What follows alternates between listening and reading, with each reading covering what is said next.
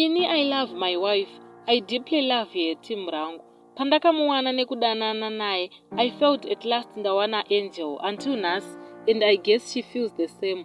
Problem I think tavene 8 months tichidanana, tainge tisataroorana ipapo. Mukadzi uyu aive girlfriend yangu panguva yacho akanetsekana nemudumbu zvekurevesa. Kusvika ati my love, pane vamwe mai vechiprofita vakambondibetsera nenhau iyoyi yemudumbu. Plus zvakawanda kubvira ndichiri mudiki, regai ndivafonere pamwe vanondibatsira through phone since tiri kure navo. Anyway, akafona vakataura zvavakataura.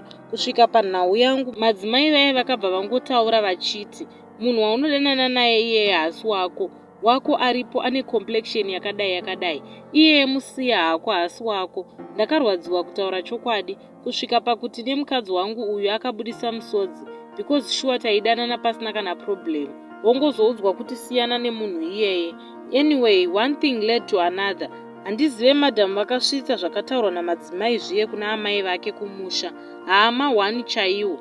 Anyway, nguva yakafamba kusvika ndanobvisa pandakakwanisa kumudzimai. To cut long story short, now 2 years later ndakasangana neaudio yaibva kuna amai vake ichiti, wakaudzwa kudhara kuti haasi wako iyeye, iwe une nharo.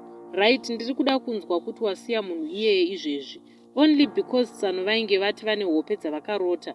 Ndashungurudzika vedu wenu.